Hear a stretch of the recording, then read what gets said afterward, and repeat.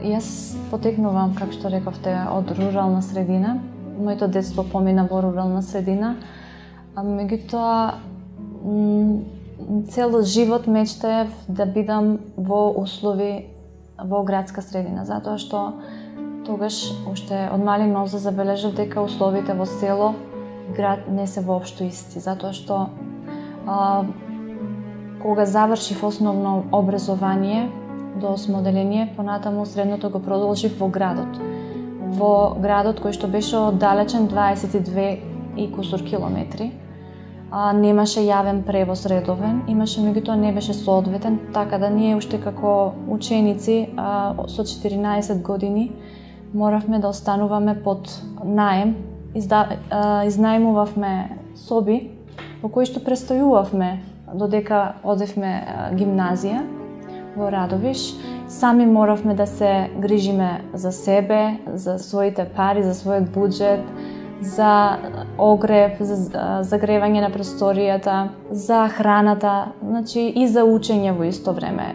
Од секогаш сум ги гледала со восхит моите соученици кои што после часовите зимно време си одат во топлите домови кај што имаат храна готова, ги чекаат родителите дома, ги пречекуваат срдечно, нели, на тоа им се восхитував, значи, и тогаш заклучив дека јас морам да се школувам, да живеам во град, затоа што во градовите имаат многу подобри услови за живење, многу подобри шанси за раст и развој понатаму.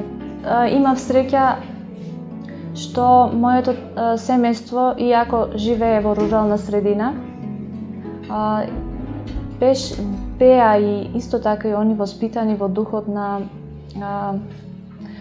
така да кажам, интелектуалноста, повеќе сакаат да учат, беа напредни луѓе своевремено и ме поддржуваат цело време во школувањето.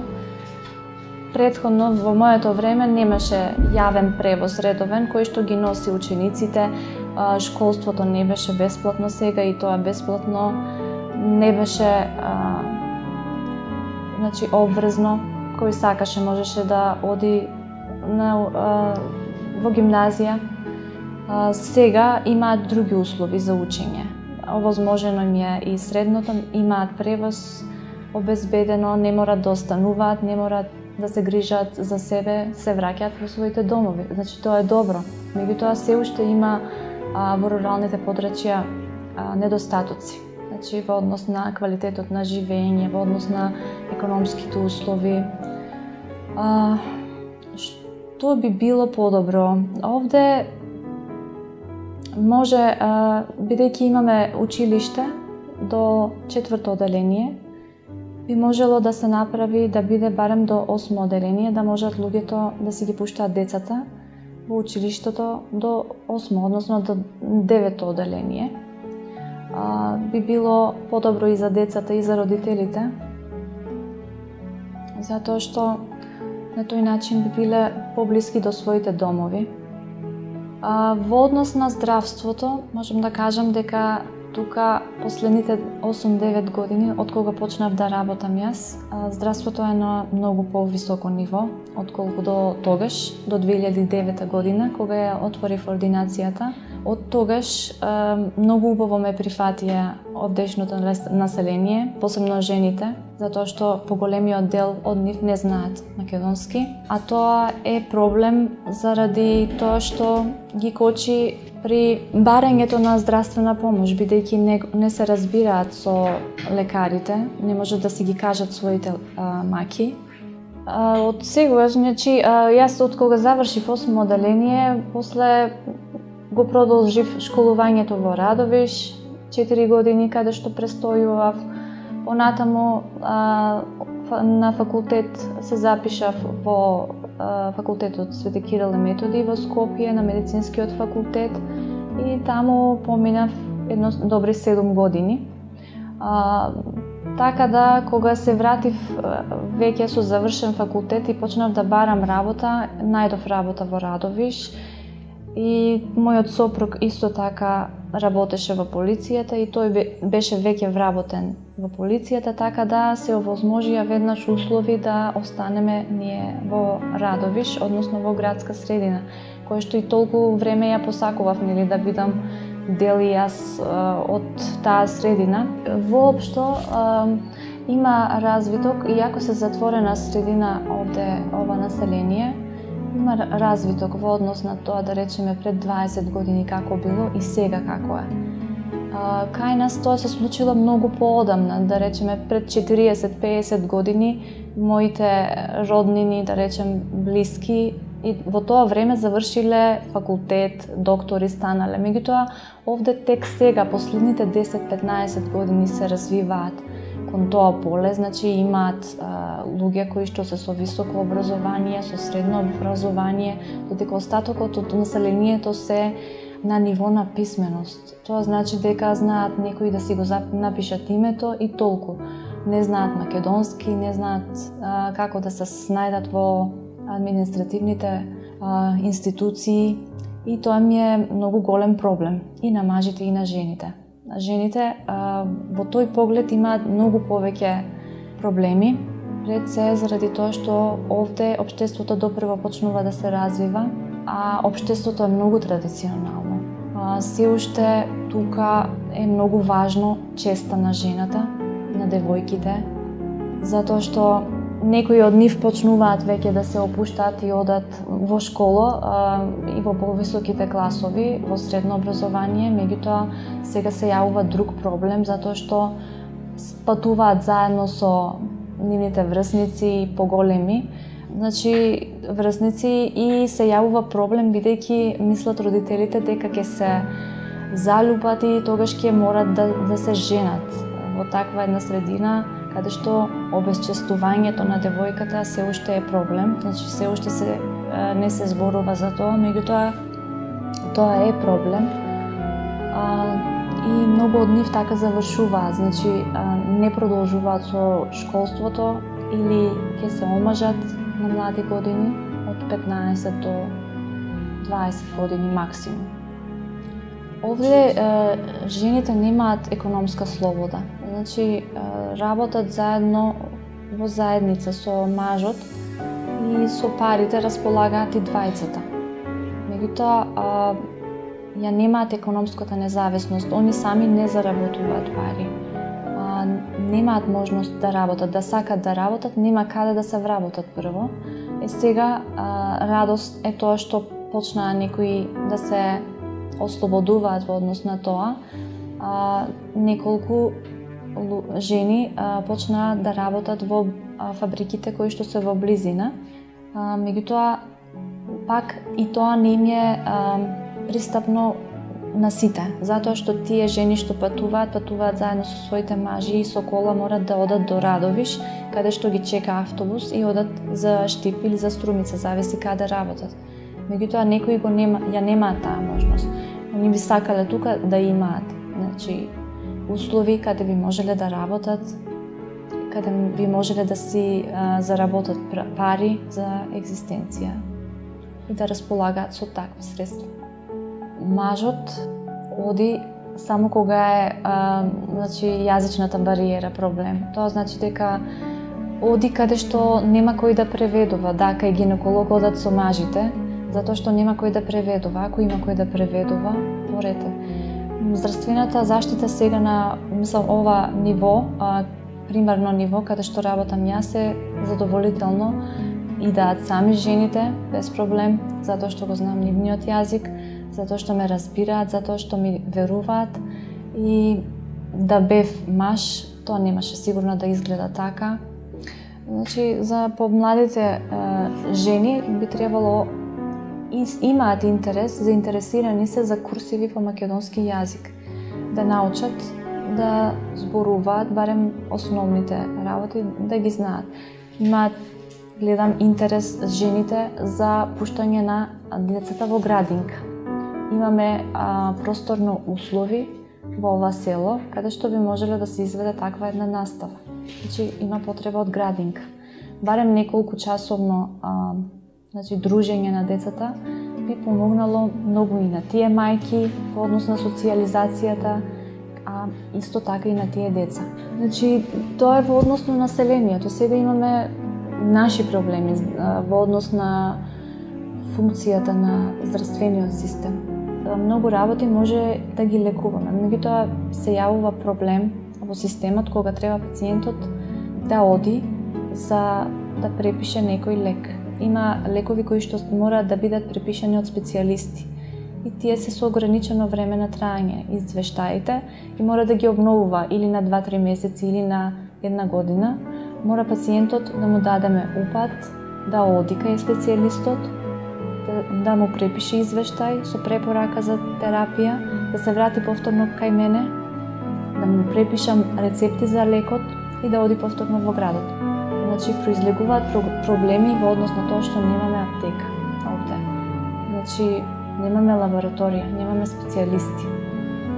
Затоа треба да одат во градот, а често пати или од економски причини или од други причини семејни може да не отидат и да не го добијат соодветниот лек.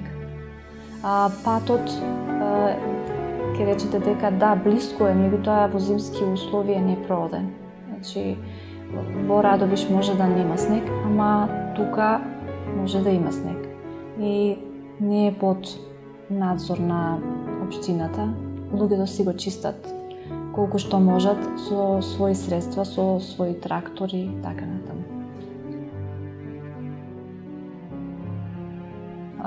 Најчесто браковите се овде малолетнички. Ретко има девојка која што, да речеме, останува немажена после 18-та година. Тоа се исклучоци.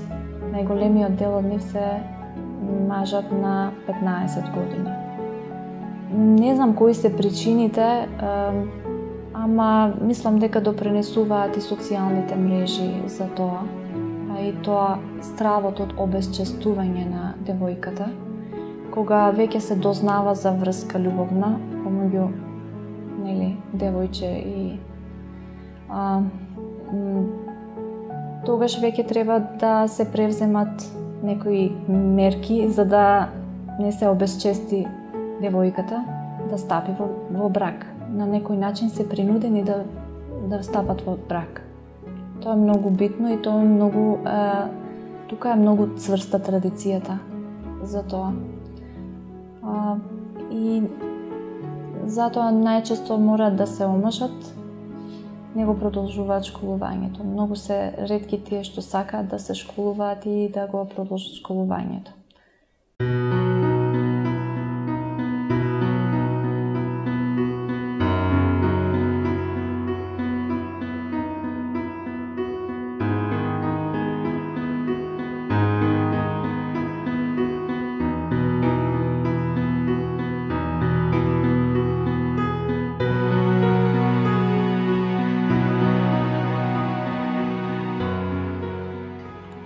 Се викам Нермина Изаири, значи откако памтам за себе, јас сум инвалид, од 6 месечна возраст доживеав детска парализа. Не дека сум била во ваква состојба до пред раѓање на 3 деца. Значи, како што кажав, откако памтам јас сум ваква и во ова состојба завршив основно училиште. После основното училиште ми ствараше проблем, бидејќи средното училиште беше во град. Така да испадна во нашето село се префрлија неколку, како да кажам, некои оделенија од основното училиште се префрлија во нашето село, бидејќи беше големо, требаше средно. Така да исто така завршив и средно училиште. Исто со ваквите тешкоти.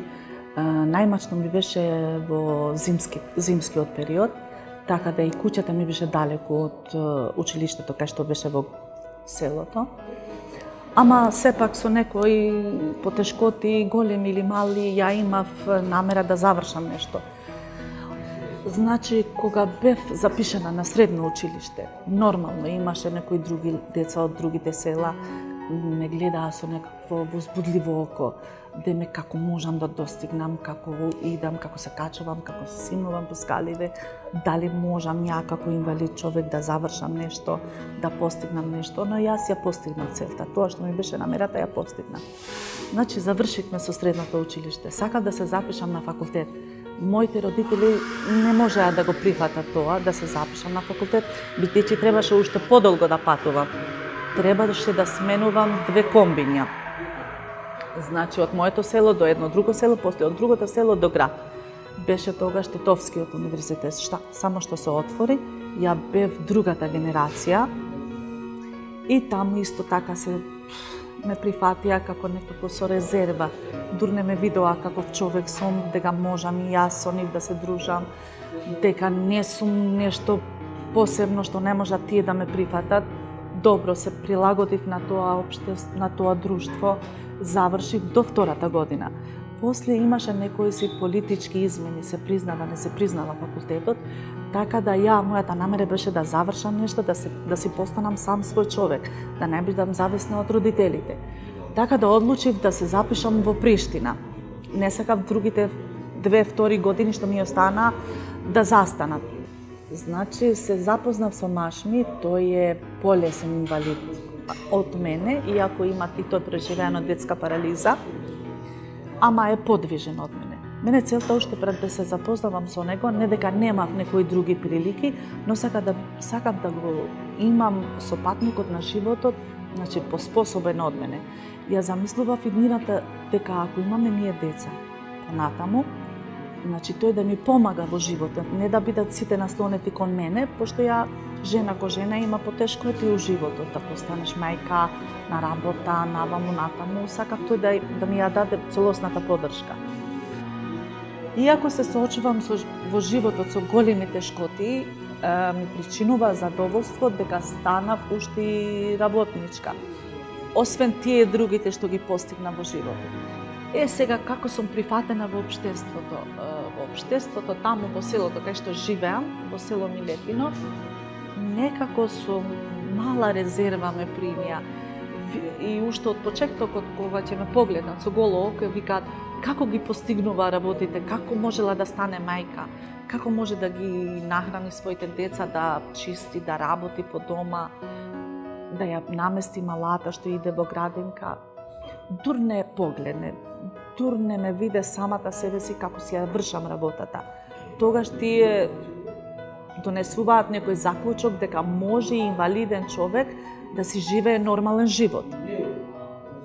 На работа бев прифатена добро. Доаѓање од работа ми е некако потешко кога идам дома, испотена, истоштена, сепак децата бараат од тебе, треба да спремниш вечера, треба да им помагаш преку домашните работи.